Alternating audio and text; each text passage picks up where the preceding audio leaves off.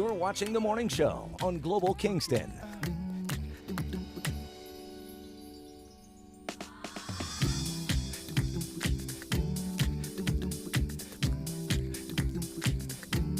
Well, some exciting news out of the Kingston Health Sciences Center, yet another first in North America. To tell us more about it, we are joined by Dr. Gianluigi Bisleri, and also we have Steve Harrington here, who is a survivor of the condition that is being treated by this new procedure. So Dr. Bisleri, first of all, let's talk about what the issue is that we're talking about, what is being treated. It's called aortic dissection. What does that mean? Yes, so aortic dissection is a very deadly condition. It means that basically the aorta, which is the main blood vessel of our body, that starts close to the heart, runs up to the neck, and then goes down to the belly and then to the legs, can basically rupture, can be torn. Mm-hmm. So that's a very deadly condition because many times, unfortunately, patients do not survive this immediate rupture of the aorta. Okay, and Steve, is this something that happened to you? It certainly did, yes, in March of 2013. And what can you explain what that experience was like? It's a bit of a tearing sensation, very painful, and I could feel it spreading from the top around my heart and going downwards.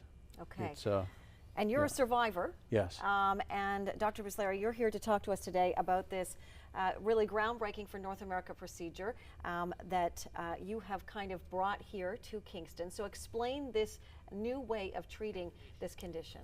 So when a patient like Mr. Harrington is affected by the problem that we just described, this rupture of the aorta, we usually just replace the initial part of the aorta very close to the heart, which is called the ascending aorta, but we leave often a major part of the aorta close to the neck and down to the first part in the chest, still not treated by the surgeon because it's a very high-risk procedure.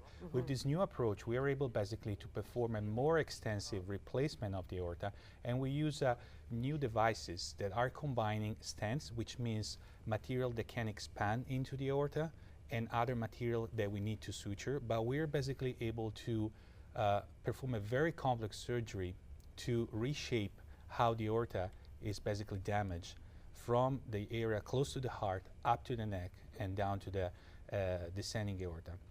This is something that was not done in the past and required patients to be even brought to a very low temperatures because we needed to protect the brain and the major organs. Now we can do a procedure that is less traumatic for the patient and with better outcomes. Okay, and what about recovery time? Is that better too after this new procedure? And that's really the impressive part. Despite being so extensive in terms of how much we can work on the aorta patients, patients can be discharged only a few days after the surgery. Wow. So, and they can, in a reasonable short time frame, return to their daily activities. So Steve, when you hear about breakthroughs like this, having been someone who has gone through, survived something like this, how does it make you feel? It makes me feel very hopeful about the future. To be able to save more people and have the trauma to their body reduced substantially is such a big deal. How has this changed your life compared to before? It has radically changed my life. It's humbling to see how fragile the human body is. It took me right to basics. I was very close to dying, and that has a profound effect on your attitude and certainly on the priorities for the rest of your life. Yeah. And Dr. Bisleri, when it comes to bringing something new, something groundbreaking to Kingston, you've come to Canada from Italy and you're bringing some of these new procedures with you. How does it feel with the team that you've got there now to be able to have performed something like this? Well, I think I really have to thank the institutions I'm working with, which was our Queens and Kingston Science Center, because since I came here 2 years ago, we've been really doing a lot of pioneering procedures.